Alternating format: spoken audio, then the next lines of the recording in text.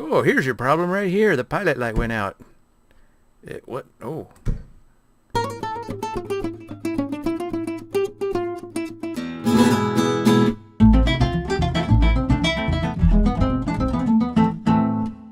Finally. Cactus. Oh, I've been wandering around for ages looking for cactus. This is the first cactus I found in my original world here. I was experimenting with the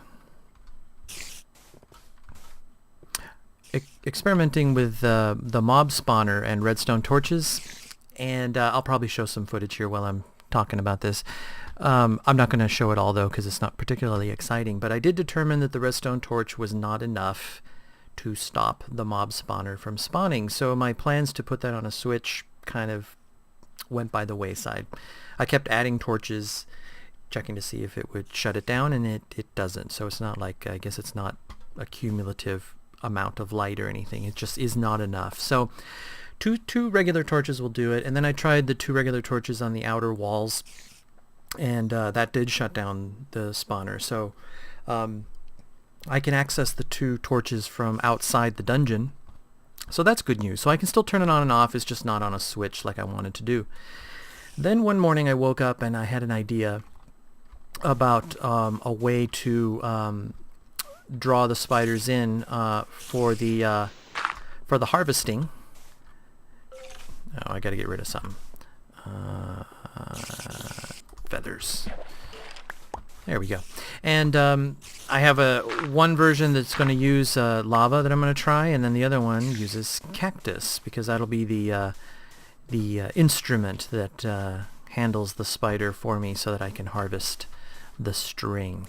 So I've been wandering around for ages, and actually, I have a bed on me there in my inventory, and I did spend a couple of nights wandering around, and then I for some reason I thought that the resetting of the spawn feature was in place. So I panicked because I had already slept twice, and I thought, oh no, I reset my spawn. But as usual, I didn't keep up entirely on current events, and turns out it doesn't reset spawn, at least not yet. That'll be, I guess, a future update that's going to do that. So anyway, I'm glad I found cactus. I'm going to have to grow some so that my meager collection here can grow, but for right now I'm going to head back to home and begin some experimenting. Alrighty, home sweet home. I've planted some cactus. Gonna let that grow a little bit. Probably gonna go ahead and tear this down. This is a set I built for the intro I did for the new series Block Tourist, which should be starting up here shortly. While I'm tearing this down though, take a look. I got a message from Astragali, and he actually sent me a world file with an experiment that he did when he was hearing on the Shaft podcast about my wanting to turn the mob spawner on and off, and he came up with a pretty funny, pretty interesting idea. So take a look at that. I'm gonna tear this thing down. Be back in a bit. Well, here's a fun bit here in my bid to experiment with mob spawners and redstone and light and trying to prevent them. Our buddy Astragali decided to test something out, and I wanted to show you what that was. It's not next to a mob spawner, but it's sort of a concept here, and here it is. Holy moly. That's right, it's a giant glowstone room.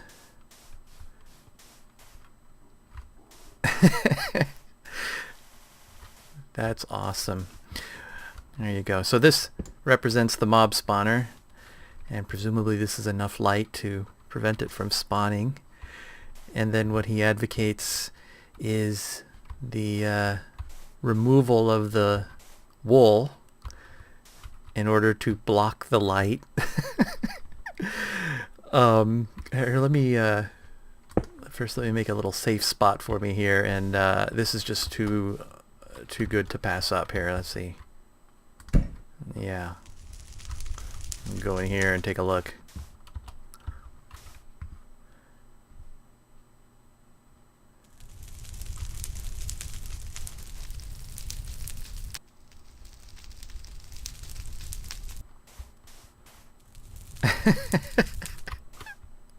It feels like I've raided Pharaoh's tomb and tripped some sort of alarm, like I switched the idol here.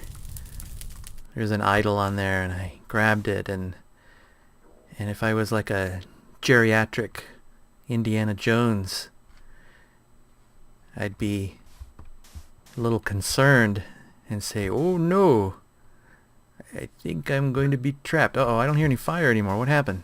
Geriatric Indiana Jones would not go out here and see what the problem was. Oh, here's your problem right here. The pilot light went out. What? Oh. There we go. Oh, see? You kids, gotta make sure your pilot light is lit. How are you supposed to have your Incan death traps with no pilot light? What? Okay, well, it's a pretty room though, I gotta say. I just wish I had access to this much, you know, lightstone. I assume this was a proof of concept. Oh yeah, obviously here's a spawner right here. Proof of concept kind of thing. Oh, pigs. Well, as Mark points out, the reset on this is probably a little cumbersome, but I certainly appreciate the thinking here. I mean, this one stopped over on this side. Will it continue? Oh, well, I don't know. Maybe it'll turn the corner. There, it turned the corner. Oh! Is there a pig in here? And then there. And of course, if I had left this to fall, because that was going to fall right there. Ooh. Spooky. Oh, I hear a pig. I guess he spawned up on top. But, wait, no? Oh, I guess the spawner makes... I hear walking, though. It's an invisible pig. Oh, no, there he is. Okay. Alright, pig. Well, you've got yourself a fancy, glowy house here. For you and your spawning pig brethren.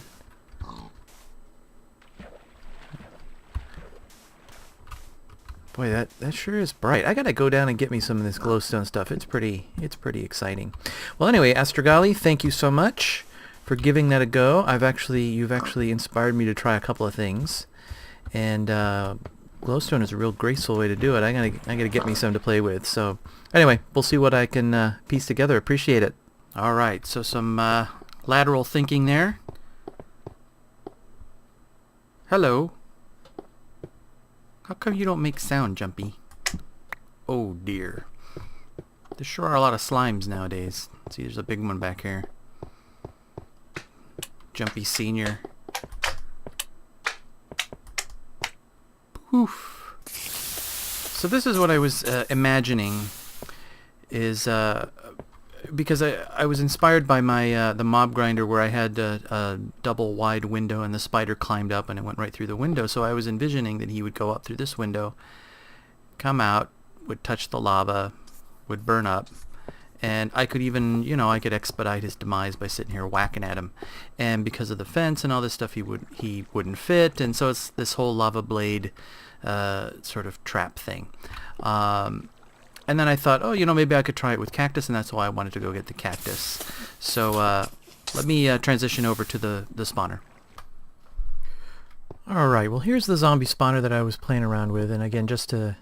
Where I last left things was I thought this would be it would be turned into a traditional water mob trap, and it is disabled with these two torches right here, and then that one there can be accessed from the backside. So if I come over here, around this corner, over to here, there I'm peering in. Watch, as soon as I knock this torch out, one will spawn. Almost instantly, right there. And there he is. And if I leave this off, he'll spawn again. Alright, well I'm not going to wait for that. This will shut it off. Let me go take care of him. So that's good. I can turn it on and off that way without too much of a hassle.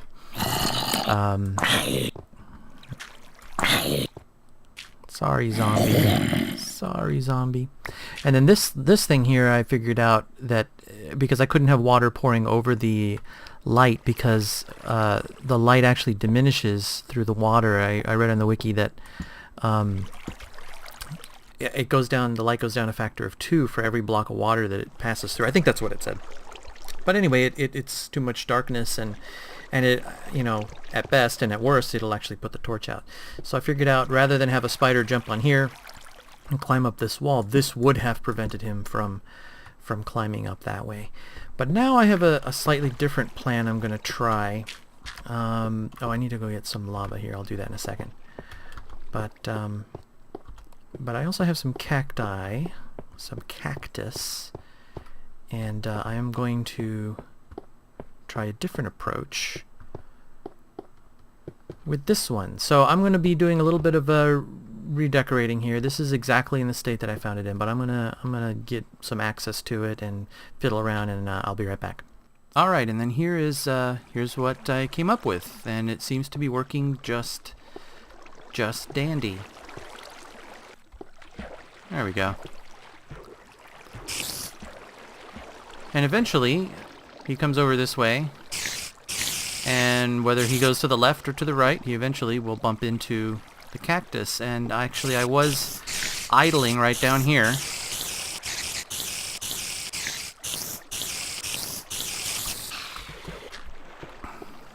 String will disappear, or will pop out, fall into this stream, which goes underground here, wraps around over to here, the standard 8 blocks, until it stops right here. So eventually there comes a string right now.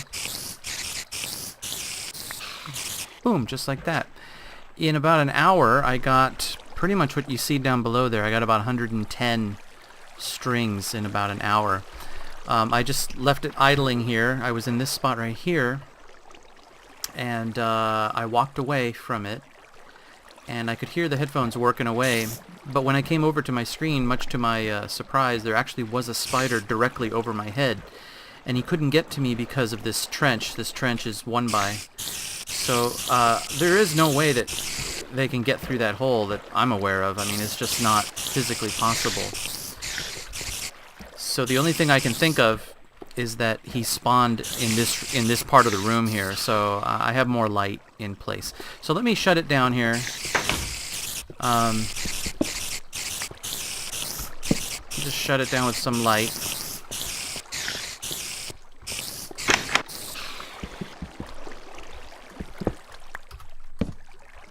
Pretty much like that. That should do it. All right. So the fence obviously is a block and a half high, so he can't get over that. I have a hole right here. This hole in the glass I found was useful in early stages so that I could use my bow and arrow and hit spiders that were off in the distance there. And then I realized, why bother with the distance? I went ahead and put this row of blocks to block off the entire back half of the spawning area so that they just won't spawn back there. Because what ended up happening is that when they spawn, they don't necessarily come right for you. I don't know. I thought they would just sort of lock on you. You know, maybe it's because it's too bright out here or something. But I needed to encourage them to move. So I wasn't really planning on having water on the spawning floor itself. I was just assuming that my presence here would be enough to draw them, and they would go through this opening here. But they just kind of, I don't know, they just kind of idled. They just kind of hung around. So by far the most annoying part of this whole process was getting the water to flow properly. Let me try and do this without killing myself. Let's see if I can go over here. Yeah. So I'll fill all this in. See, this was meant to be a back backlight right here to light up. But look at the water in this area. It's going in the wrong directions and all kinds of stuff. So I thought, after playing with it over and over again, I said, you know what? I'm just going to wall this half off and not even worry about it. But the net result was over here, the thing that... Oh dear. Hi there. Where did you come from? Let me put some light up. One thing is that because that opening is double wide, it's off center, and so I had to place the buckets. They're off center from each other, and so it took trial and error. I didn't want the water to... I have to keep an eye on my back here. I didn't want the water to spill over because it causes eddies and weird currents down below. So it needs to stop right at this edge. But then this corner right here that I'm pointing at, and this corner right here that I'm pointing at, those are real problematic because they can turn into dead spots, dead areas. So it just trial and error. I mean, I just kept trying the buckets in spaces all along this back wall, and then right here I took it back one, and as you can see, I created a really nasty current over in this area. But my solution for that was to just say, never mind, I won't even bother with this part. Like this, I'll just discourage spawning back here, or make it impossible to. I don't even know if they can spawn down there in the water. But I say, why bother? Like that. Okay, so the bucket, there's one bucket that goes right here, and another bucket that is right, I think, behind this block right here. Yeah, and yeah, no, it seems to work okay. I kill this light. I close the doors in case something nasty spawns back there and I'm sitting here idling like a fool. And let me get this light. It should spawn pretty much right away.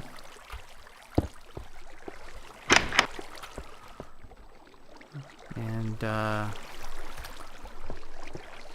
oh yeah, I actually harvest some cactus as I go sometimes. It happens sometimes.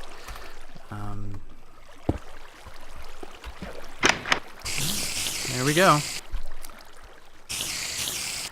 Keep in mind that the cactus cannot have any blocks.